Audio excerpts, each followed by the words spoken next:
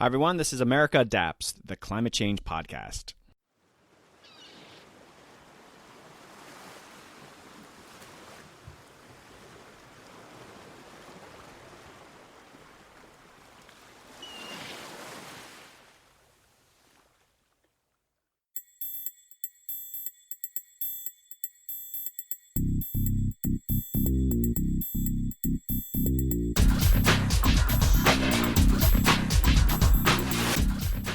Hey Adapters, welcome back to a very special episode.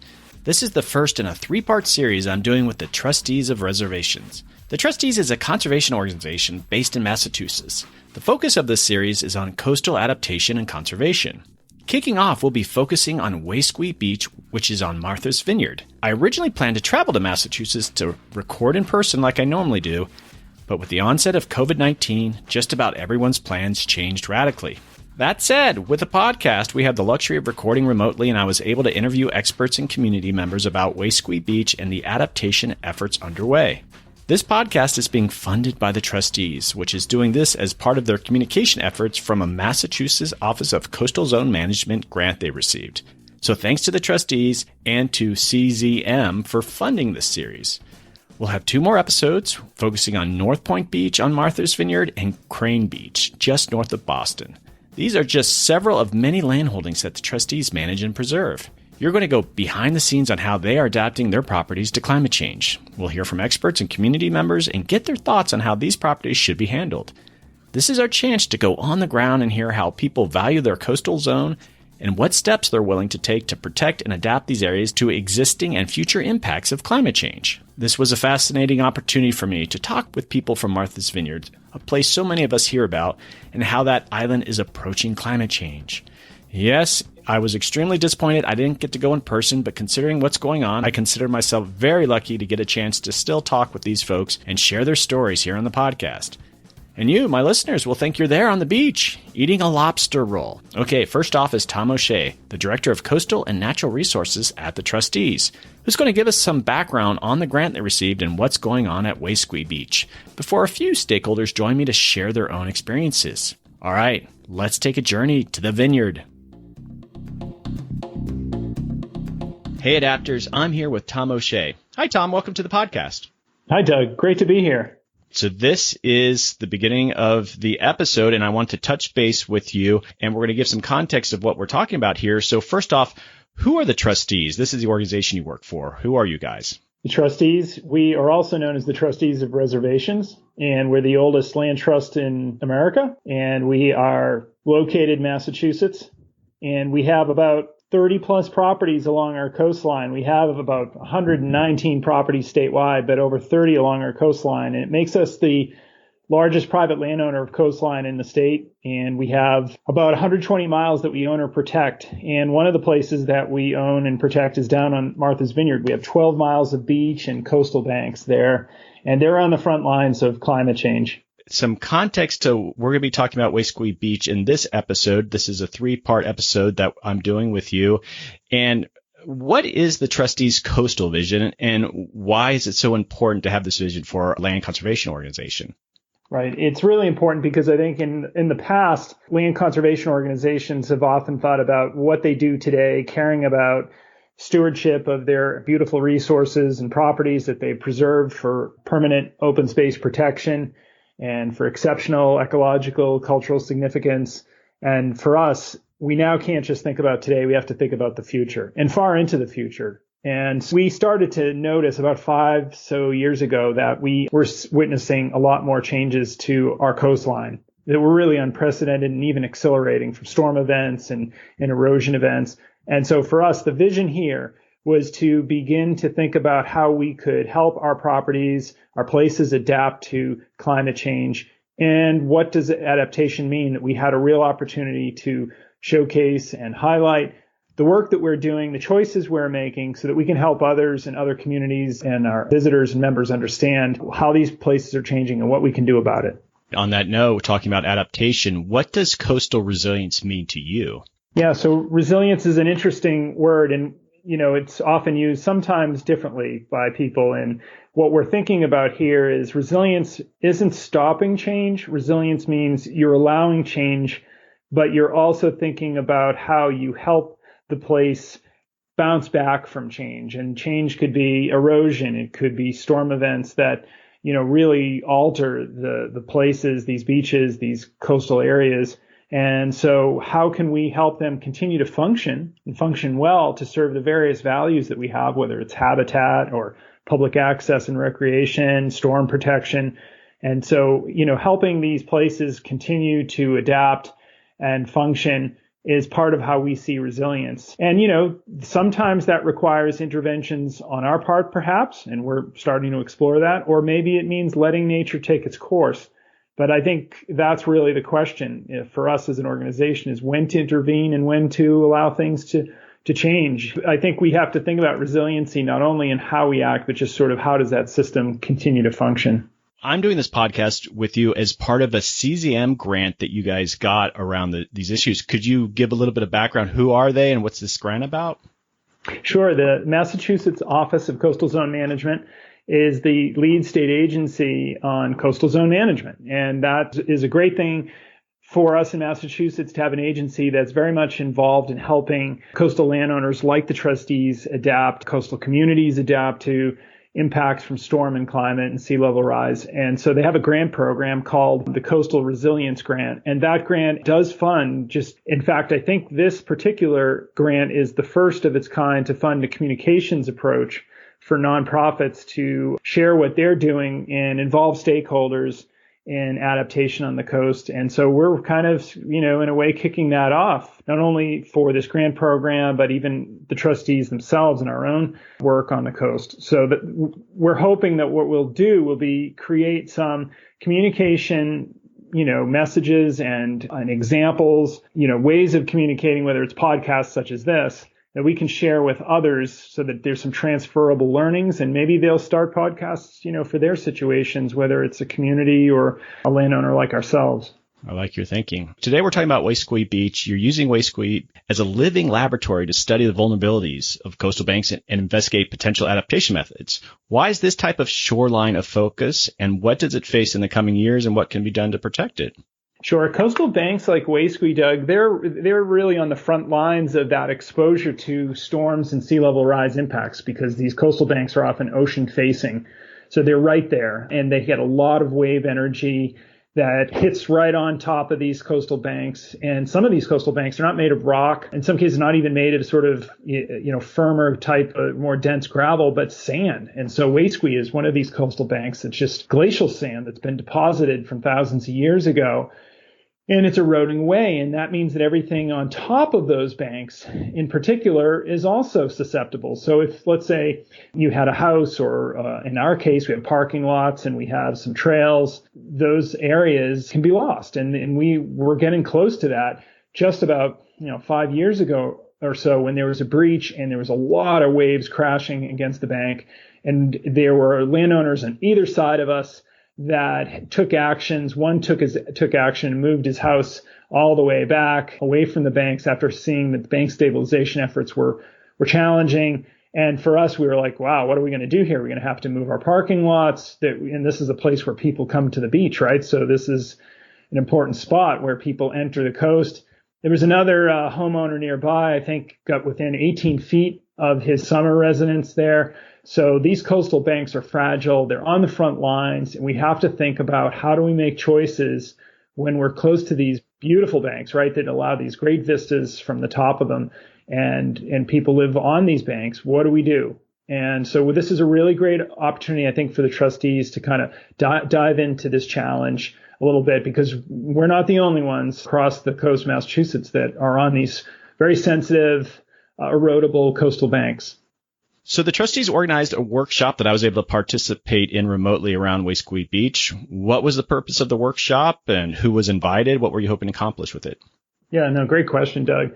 Yeah, so these workshops were set up to basically take an opportunity to present, an array of adaptation options and get some input and feedback and a discussion going with local stakeholders that have a stake in either the values that they care about there. Perhaps they've done research about the site. Maybe they're a nearby local community or a community official that's thinking about these challenges more broadly.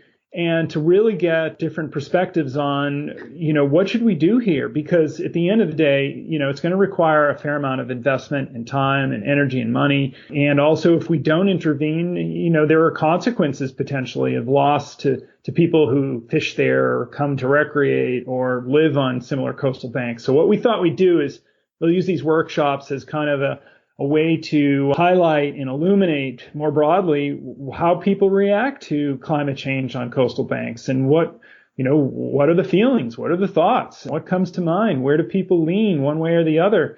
And once, we got through the workshop, we generated some good discussions. Won't get into all of that, but you heard everything from leave it alone. This is just historical trend. You can't stop it. To others saying, well, maybe there's some more targeted things you can do to, slow down erosion, preserve values, even use it as a learning platform, as you said, Doug, to help others see, okay, how does it work when you try to stabilize these banks naturally and what becomes of it? And so let's, kind of use it as a living laboratory in action. So we heard a range of different things, and, you'll hear more from other people from the workshops. But I think what we want to do, take all that together, all those perspectives, and start to show, okay, if you were, statewide in this similar situation, here are the perspectives you're going to get from people in the community. And it's really helpful because I think all of this is really about how we collectively think about adapting to change and climate. And, we're just one landowner, but we're part of a bigger community. And were you overall happy with the participation, the responses, and do you feel it's going to drive some concrete decisions for the trustees in the years ahead? Yeah, I do think so. I think it was a good first robust effort to engage local perspectives. And I think it will help us because what we heard was, let's not, I think, and this is to kind of give a high level, conclusion, but it was, well, I don't think for a landowner like the trustees, you need to protect all the banks and go to some great lengths to do that. You're kind of working against the tide, literally and figuratively. And I think there was some thinking that, hey, the trustees can really use this as a way to, be a demonstration area. And maybe you can do some things in the short term to really showcase how we stabilize banks in key areas. And also, you might want to think about relocating and moving back some of these parking lots and trails.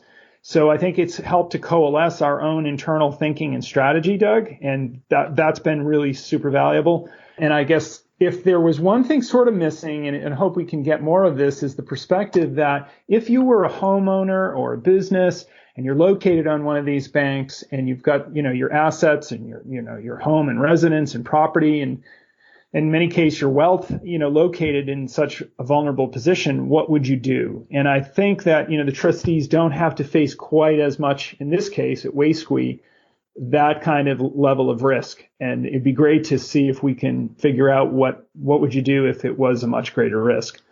And we do have some, landowners nearby that certainly face that choice for a period of years. Doug, I guess that would be maybe another thing we could try to get more of in the future. Okay, and here's some feedback from me. I had to participate remotely, and originally I was going to be there in person. I was hoping I was going to be eating a lobster roll and getting to hang out with it, but it didn't work out that way. Maybe next time. Next time, right. Tom, so coming up are some interviews with people who participated in the workshop and live and work around Wasque Beach. Can you give us a bit more context about these people who I'm going to be talking to? Yeah, I think you're going to talk about with people that really know a lot about that site, and they'll bring a community perspective, maybe a perspective about what it means to go out there and fish in the morning and be out in such a beautiful place and having access to this type of place. You may get some perspectives on how far should we go in protecting, a place that is at such risk of loss and erosion, and what would be the kind of, things in their mind would say, yeah, go to this level to act and stabilize the banks or retreat. And, I think it'll be great to get a much deeper and, I think maybe a little bit more of a deeper insight into, what people think is the future here. So, yeah, I'm hoping you'll get some really good local flavor and perspective, and also historical perspective, right? Because I think, maybe some people have seen this happen in their lifetime at various stages. Others have said they've done historical research and, this has been going on for hundreds, if not millennia in these places. So let's accept change and let's plan for it.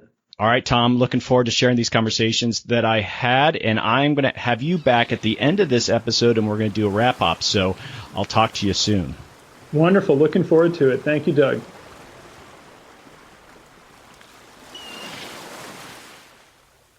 Hey, Adapters. I'm here with Rick Shifter. Hi, Rick. Welcome to the podcast.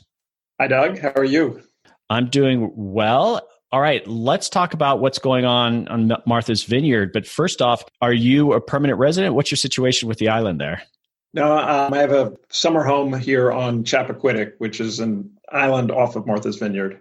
But I say summer home, but we use it year round, but not permanent residence here. So are the numbers actually pretty down with people visiting because of COVID-19? It doesn't appear to be the case. I'm sure it's down some, but I think a lot of people came out here a little bit earlier, seeing the vineyard as a good place to go to be quarantined. And I think there's some expectation that the tourist crowd will be down some, but it seemed reasonably busy over Memorial Day weekend. Okay, so how long have you been going out to this home? We purchased the property in 2001. Okay, so you've been there a while. And I know you did an interview with Eric from the Nature Conservancy. You didn't participate in the trustees workshop, but you did the interview, right? That's correct. Do you have any relationship with the trustees? Are you a member or? Yes, I'm a member of the trustees, and I also serve on the Chappie Steering Committee, which is an advisory committee to the trustees.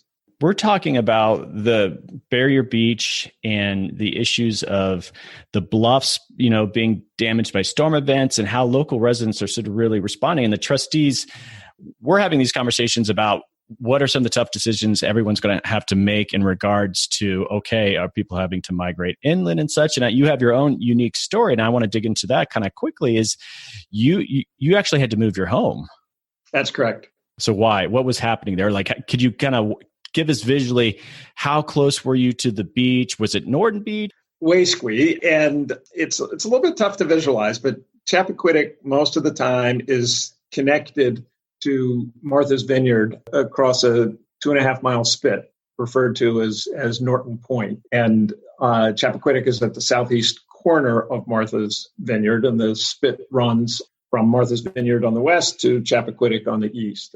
And what happened was a breach occurred on the spit, which, can vary in width from 20 to 50 yards or something. And this breach occurred in 2007. And what happens when that breach occurs is there's erosion of the spit to the east to Chappaquiddick, but then the spit rebuilds itself by accreting from the west. So it accretes from the Marthas Vineyard side and extends across, but instead of connecting at the closest point of Chappaquiddick, which would be the southwest corner of Chappaquiddick, it continues to just grow and run parallel to the south shore of Chappaquiddick and actually only reconnect at the far eastern end of Chappaquiddick at the point called Wasque.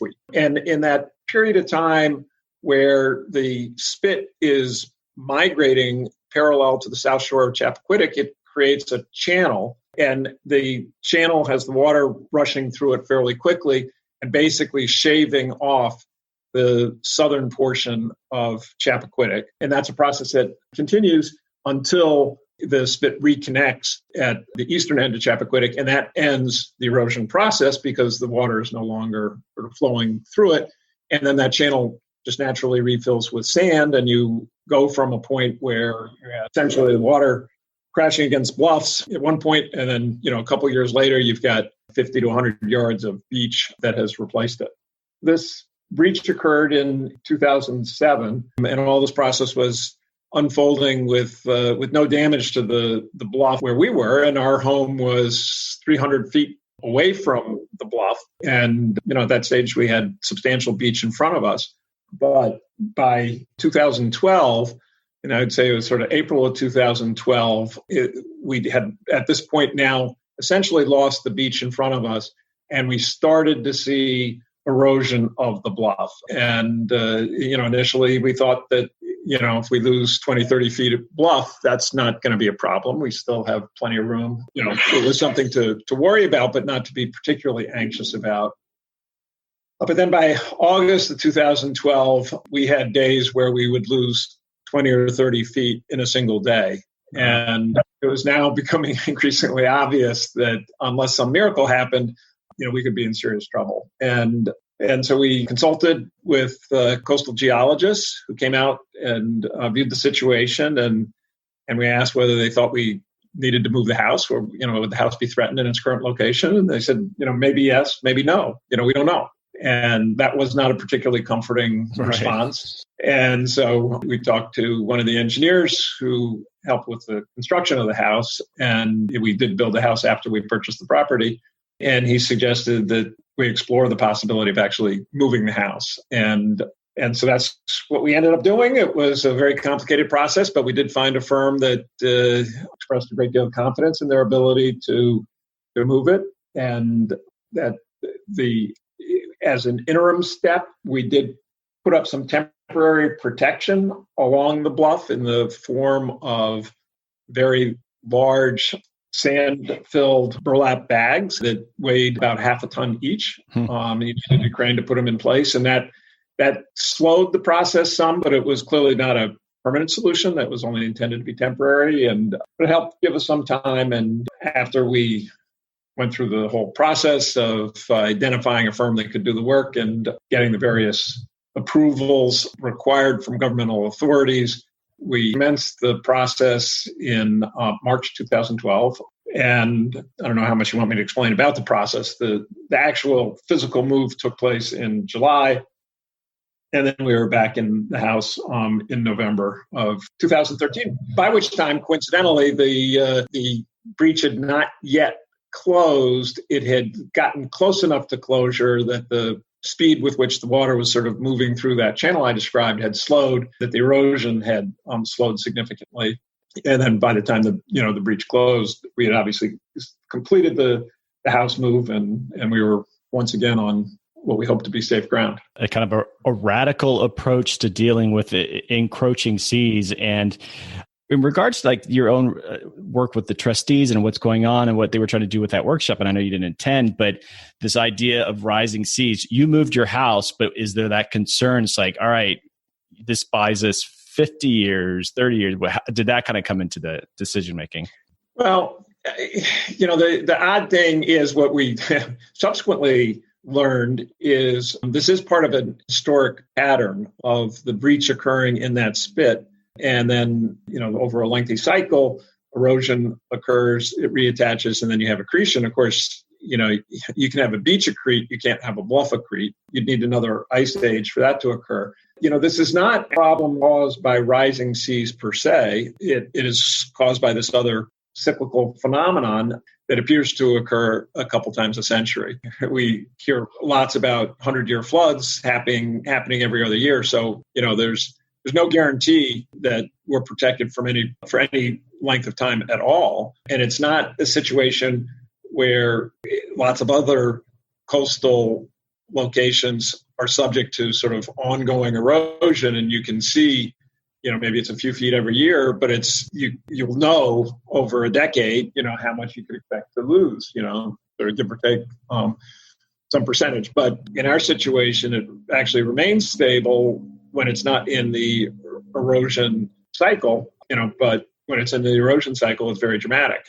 In answer to your question, we don't know how long we bought by this. And as I was quoted in the press at the time this took place, that I said, I'm sure, this issue will arise again, but I hope it's a problem my grandchildren have to deal with. And my daughter suggested that I should have said that I hope my grandchildren's grandchildren would have to deal with it. But certainly no assurance that we'll be able to wait multiple generations before having this problem again. And I think that the big unknown is whether rising sea levels will exacerbate the problem and increase the frequency of this cycle. But we'll see. In regards to like you making that decision about, okay, we need to move the home or not. Let's say you decided not to move the home, the bluff continued to deteriorate, and your home actually just went into the sea. Are you I'm curious about, people and insurance and such. Would they have covered such a thing, or you're liable, you just lose the home? The latter. I don't think our insurance policy is exceptional, but the standard, I think, flood exclusion applies to erosion as well.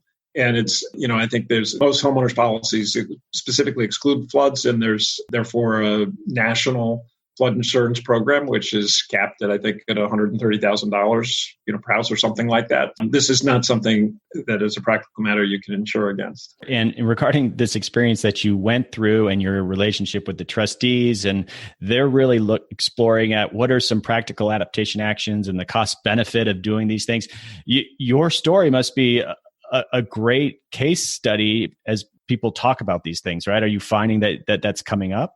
As you said, I didn't participate in the workshop, but I did participate in some discussions with the trustees prior to that, which in the course of that conversation, yes, there was some discussion of some practical things that perhaps could be addressed, and all for it. And I think we have some shared interests along those lines. The trustees lost a lot more property than I did. They just didn't have structure that was threatened by it. But I think there could be ways to adapt that's certainly in our mutual interests. Do you have a favorite spot on the beach? Well, depends on where the fish are. Great answer. Okay. But we're right by our house is two currents come together. So there's a significant rip that's created, which means it's off limits for swimming, but it's a great place for bait to get trapped and fish to be attracted. So it ends up being a very nice fishing spot. All right. Well, great. Thanks for your time. Nice chatting with you, Doug.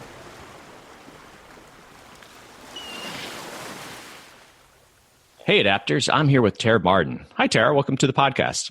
Hi, Doug. How are you? Doing great. What's your relationship with what the trustees is doing here?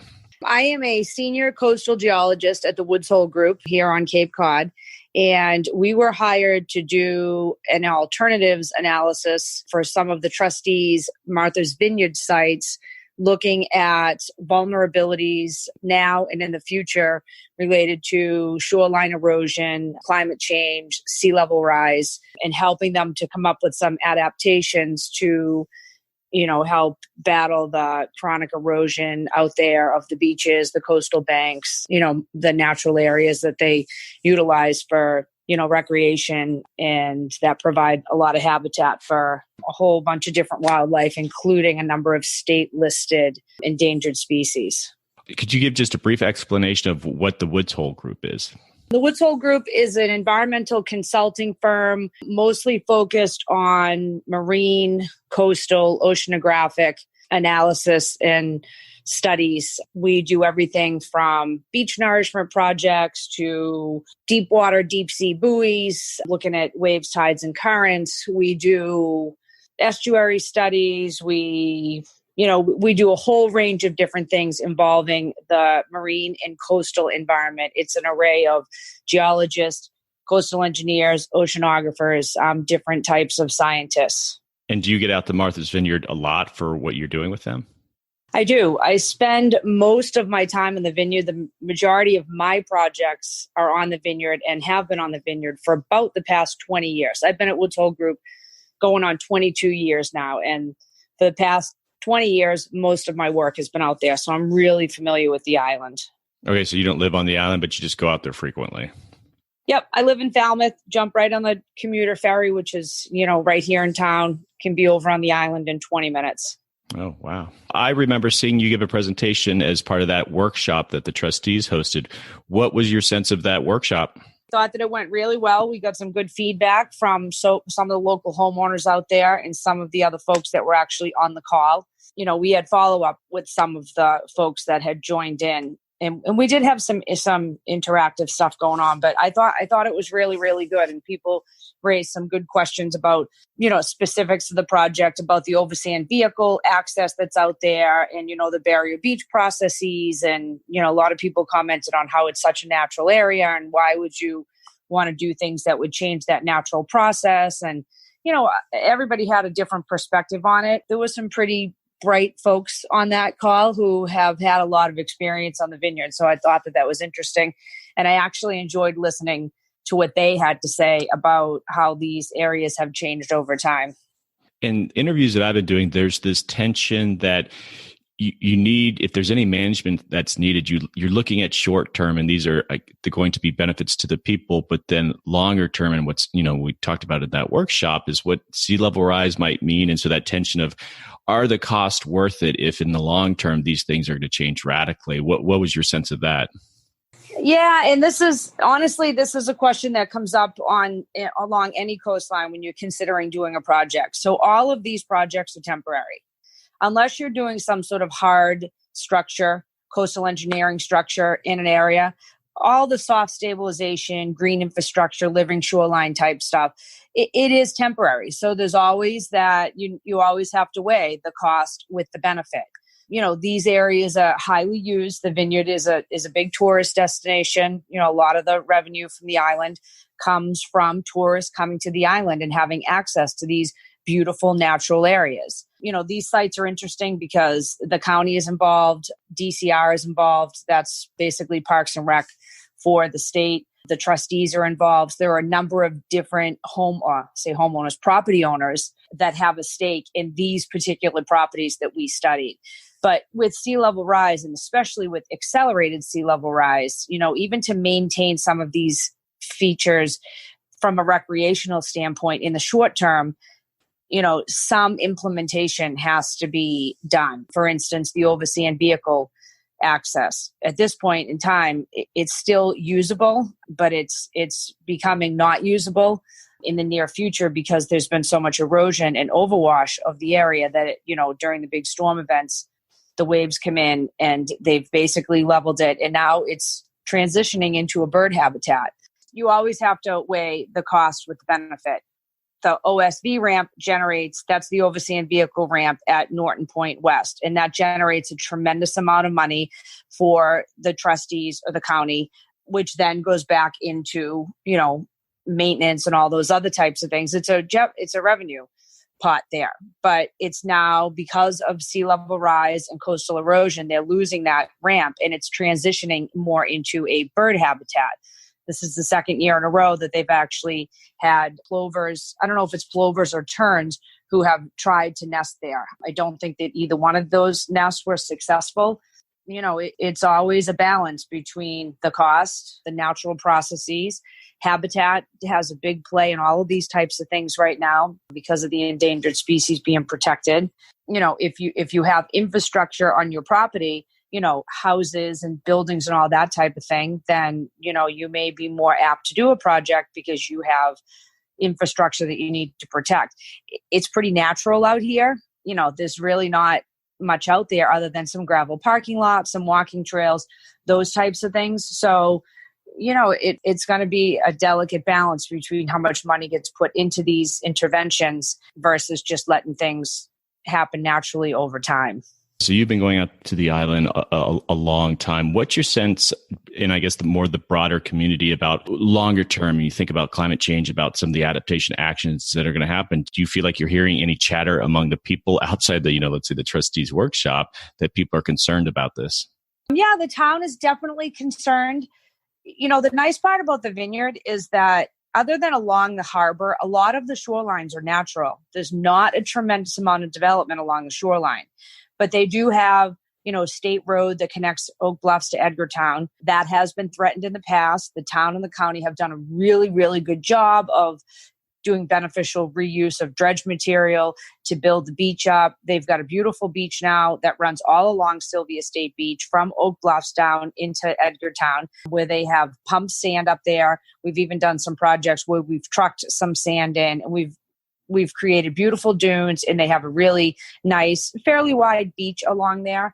But it's been a project that's been in the works for 25 or 30 years. And the town definitely has concern. The town became MVP, Municipal Vulnerability Preparedness Town, last year. Right now, we're doing a vulnerability assessment of all of the town assets for the town, looking at what structures are in flood zones, what are the critical structures in flood zones, and coming up with adaptations for them to get things out of the flood zone, especially looking at future 2030, 2050, 2070, and trying to help them plan for the future.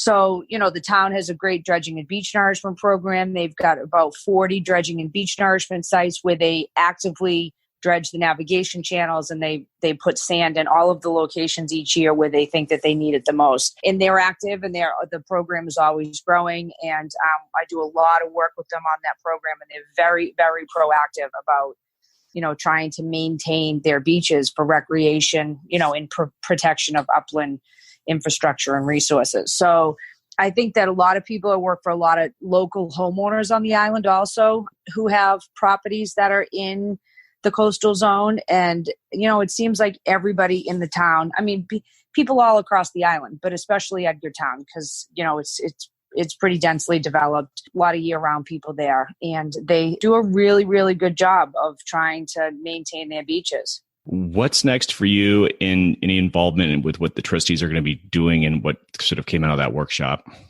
So basically for the project that we worked on, we were hired to actually not necessarily come up with recommendations, but come up with options for implementation. So basically, these are the different sites that we have, using all of the existing data that you have, including the coastal vulnerability assessment that Woods Hole Group did for the trustees last year. Can you tell us which sites are the most vulnerable right now? And based on that data and knowing which sites are the most vulnerable, can you tell us what type of options there are for providing protection to those areas, whether it be some toe stabilization using fiber rolls, all natural, beach nourishment, dune restoration, beach grass, those types of things. So we looked at all 12 miles of coastline, came up with the 3 areas that we thought were the most vulnerable over time. That was Wasque Point, Norton Point Beach, the Barrier Beach, and the Norton Point Oversand Vehicle Ramp. And then we provided a list of different types of alternatives that they could implement in any one of those locations that would help to sustain those locations, sustain the habitat. And we looked at a number of different ones, and then we came up with cost for each of those. So we didn't necessarily make recommendations, hey, you should do this here, but we more said, hey, these are the things that you can do here. And this is what the permitting process is going to be like. This is what the costs are going to be. This is how long it's potentially going to last. So we gave them all the information that they needed to make educated decisions about whether or not they would move forward with 1 or 2 or however many one of these interventions that they saw fit. Do you have a favorite spot on Wasque Beach? Every time I go out there, I'm totally amazed. And I had said to Tom O'Shea that when we did the drive-through, so basically we came over the Dyke Bridge on Chappaquiddick and we started at Leland Beach and we went all the way to the south and all the way around Wasque down along Norton Point Beach, and we came out at the other end of Norton Point Beach at the west and the oversand vehicle access to get back out onto the mainland. And it honestly has been a bucket list item. I have been on the island working for 20 years and I never, ever had the opportunity. A lot of those years, there was no access along Wasque and Norton Point. And so I had basically told them that was one of the best days I've ever had in the field. 25 years of being a coastal geologist. That was one of my best days ever in the field, to actually be out there and driving along that and thinking about how that whole process happened over time, how grain by grain of sand, that whole Norton Point Barrier Beach extended all the way from the west, more than a mile, like it just deposited grain by grain and came down and attached to Wasque. And where it attached to Wasque, where the Barrier Beach attached to Wasque, there's this really neat little water body that sits between the Barrier Beach and Wasque Point. And I can honestly say that it's one of my favorite places that I have ever been. It's just a beautiful spot. When you go over to Wasque and you park in one of those parking lots, you walk along the walking trails and you have such an incredible view of the ocean and the beach. You're up high in the top of the bluff. The trails are fairly close to the edge of the bluff right now. I've been seeing this area for a long time. So for me to go out there right now, knowing that, 10 years ago, the shifter house was falling into the ocean and now there's a beach out in front that's, 400 or 500 feet wide. It's amazing to me. The natural process is It's really incredible. So, my favorite part is probably when you stand on the beach at Wasque, knowing that 5 or 6 years ago, there was no beach there. It was a channel. And now it's this absolutely gorgeous barrier beach. It's pretty amazing. It's a pretty amazing spot. Tara, thank you so much for coming on and sharing your perspective. Thank you so much for having me. It was great.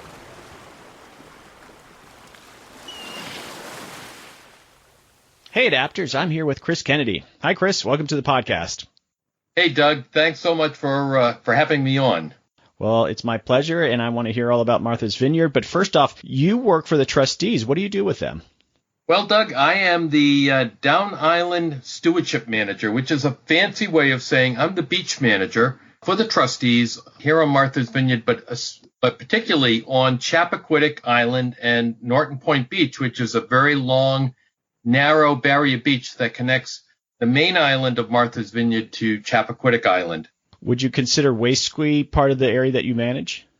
Yes, it is. Yes, Wasque is part of Chappaquiddick Island. In fact, it's the extreme southeast corner, and it's a fascinating place where the waters of Muskeget Channel, which is the body of water that separates Marthas Vineyard and Nantucket, those waters primarily flow north and south, and Wasque is at the southeast corner, and it is the intersection, if you will, of the currents that flow from the south side along the south side of the island, called the Longshore Current. So it's a interesting location where the waters collide from Muskeget Channel and the Atlantic Ocean and brings about lots of changes. So how long have you been doing this work? And I mean, you live on the island, right?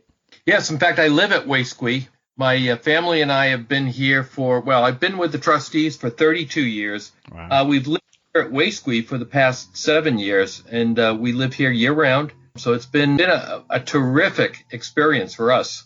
So we're talking about some of the things that are impacting the beach there. We're talking about climate change. We're talking about how to adapt to climate change. And so the trustees hosted a workshop that you were able to participate in, and it's looking at some of the options for the beaches there.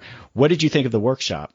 I thought it was really informative. It was a wonderful opportunity for us to hear from our experts at the Woods Hole Group, which is a well-known consulting group at Woods Hole, Massachusetts, as well as to hear input from many of our neighbors, from some of our community members, government officials, as far as their thoughts, as far as climate change, sea level rise, and the impact that it's going to have for us, especially here at Wasque, as well as at Norton Point. So it was really, to me, it was an eye-opening experience. Right. And so you're there right there on the resource. And if you look at some of the models or the scenarios or the future, I guess speculation of what's going to happen there, you must have been thinking, wow, this is going to make my job harder.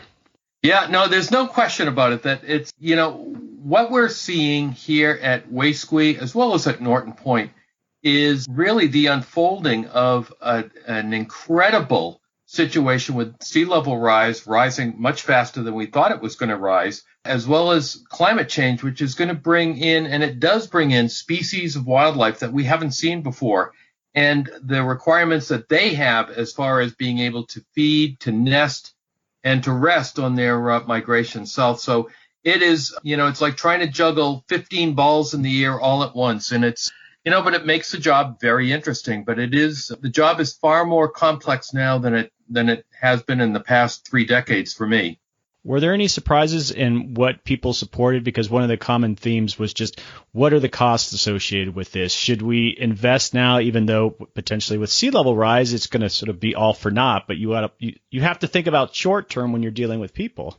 No, absolutely. The one thing that really kind of struck me during the workshops was so many people are thinking in terms of impacts to me today. How is sea level rise and how is erosion? How is that impacting me and my experience on the beach today, this year, next month, this summer? And the interesting thing is with sea level rise and with climate change, we really have to be thinking long term. And it really, when it comes to cost, some things we could throw a lot of money at short-term adaptations, short-term management decisions, but in the long run, does that make the most sense? And that's part of what the workshop really looked at, was what makes sense, not only short-term, but more importantly, long-term for the trustees as well as for those of us who live on this island off the coast of Massachusetts. All right, so you participate in the workshop, and obviously very relevant to the work that you do, but you go back to your office. How do you digest that information? How does it affect what you're doing on the ground there? Sure. Well, I think the one thing that we have to look at is there are some critical places on this beach that really have to be protected without really concerning ourselves first and foremost with the cost. So, for instance, the entrance to Norton Point Beach in Edgartown. Norton Point Beach provides this really vital link between the main island of Marthas Vineyard and the island of Chappaquiddick. It's the land bridge, if you will. So for many, many people, it is a critical access route from the main portion of Martha's Vineyard to Chappaquiddick Island, where they live, where they work. So that's clearly one of the things that we have to look at is the entrance to Norton Point right now, for instance, is jeopardized because of massive amounts of erosion, overwash. So we have to look at that very differently than another section of beach, for instance, at Wasque Point, where we have several hundred acres of open land behind the cliffs at Wasque. So in some areas, we can allow sea level rise as well as climate change. It really, if it means we lose some of that land, we lose that land. Whereas at the entrance to Norton Point, where it's so vital not only for wildlife resources, but also for humans to access Chappaquiddick Island, that's an area where we have to decide, I think. And one of the things that we heard in the workshops, you need to protect those most critical strategic areas. And so that was very, very helpful to hear. And I think it really confirmed or reconfirmed our own thinking that, some areas you have to retreat, other areas you really have to stand firm. So you've been there a long time, and regarding you must interact with the public there, and it's probably a very interesting demographic, long-term residents, but a lot of tourists, probably very sophisticated people. What's your sense of what they think about climate change? Are they even thinking about that long-term for the island? I don't think that in totality that people really are thinking long-term with regards to climate change and sea level rise. I think they're, again, as I said earlier, I think they really view its impact to me today. How is it impacting me today? Is it giving me access to the beach? Is it allowing me to be able to drive to my home on Chappaquiddick? So I think that one of the things that we really need to stress now and in the future is that sea level rise is here for a long time. So we need to begin to think today as far as what are those changes. How are they going to impact not only us, but our kids, our grandchildren? And we need to start thinking about, the actions we take today are going to have long-term impact. So they need to be well thought out, and they need to be taken in terms of the long-term point of view. Do you have a favorite spot on Wasque Beach? Well, absolutely. Wasque Point is by far my most favorite spot on Martha's Vineyard. In fact, I'm happy to say that in all of the trustees' many, many holdings across the state, Wasque Point to me is the most breathtaking. Doug, I may be one of those strange people that I love change. I love to see, wake up in the morning, walk down to the beach, and I never know what I'm going to experience at Wasque because the beach itself is changing so much, and it's a world of turmoil. It's a world of chaos. But it's also very structured. Let me give you an example. Last week, I traveled around Wasque Point, and we probably had about 200 feet of beach between the upland and the edge of the water. I went by there earlier today, and we might have 15 feet. All of that beach was lost in terms of 2 weeks. Now, next week, it could be completely different. We may have that 200 feet of beach back again. That is such an amazing thing to be able to watch, not long-term, but short-term. I don't know of any other place in the Northeast where you see that kind of change in the landscape of our beaches as we do at Wasque Point. All right, Chris, that was great. I appreciate that. Thanks for coming on. Great, Doug. Thanks for having me.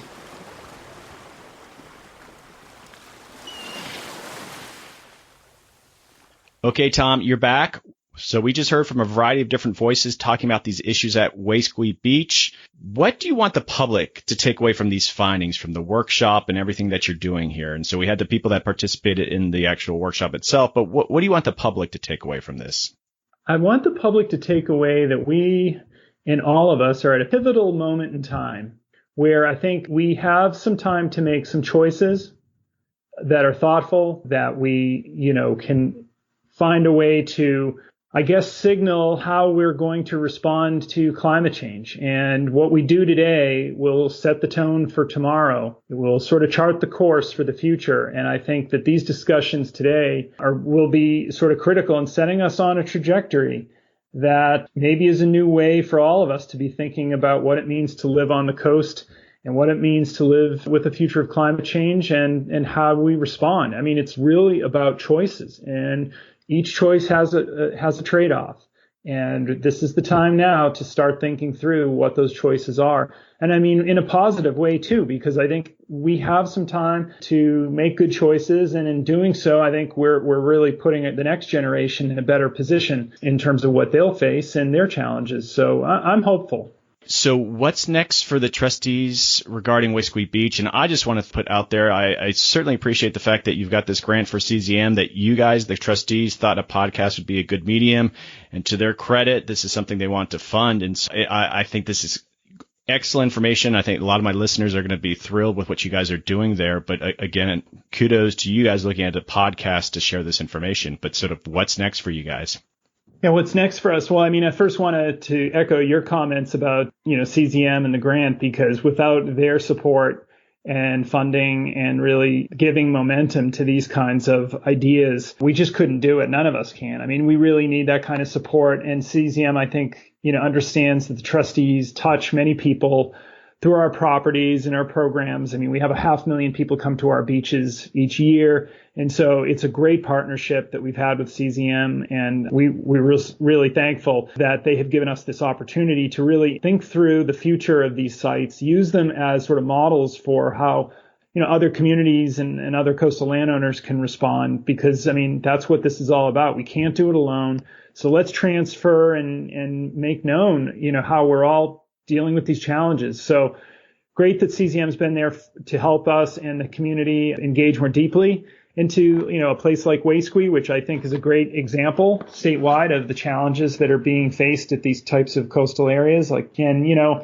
As we look forward, I actually think this grant has helped us, start to set forth a trajectory for how we will respond. And I think we've also now got some buy-in and at least some thoughts and perspectives that has raised the awareness and the engagement of people about what we're doing. So really, to me, I mean, we're at a new perch now as a result of this grant, and super happy about that and excited to move beyond this. And I would also say that the podcast is a really great way to get a much richer discussion and conversation that we can also share and that people can think more deeply about. So thank you, Doug, for being a part of this.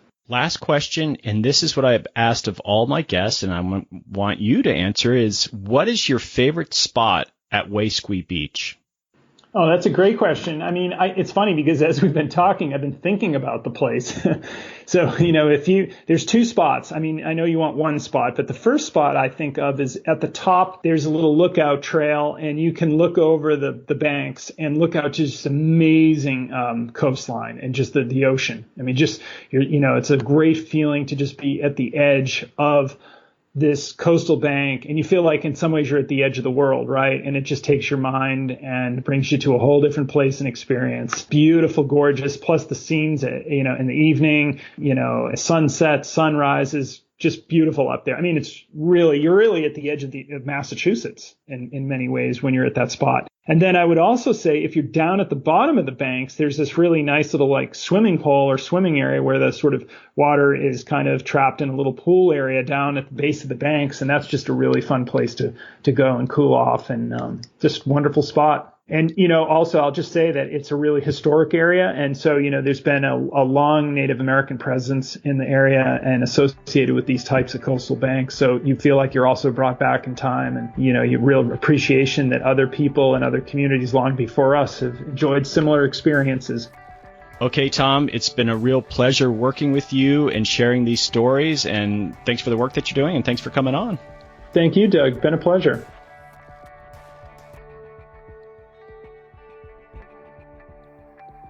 Okay, adapters, that is a wrap. What an awesome experience for me to talk with the people of Marthas Vineyard and the trustees and to learn what they are doing with coastal adaptation. I'm very encouraged by their efforts. Adaptation is sausage making, and you got to hear firsthand how these communities in Massachusetts are approaching climate adaptation. We have 2 more episodes in this series, one focusing on Crane Beach and one focusing on North Point Beach back on Marthas Vineyard. Thanks again to all those who participated, and thanks to the trustees and to the Massachusetts Office of Coastal Zone Management for funding this episode. Okay, adapters, keep up the great work. I'll see you next time.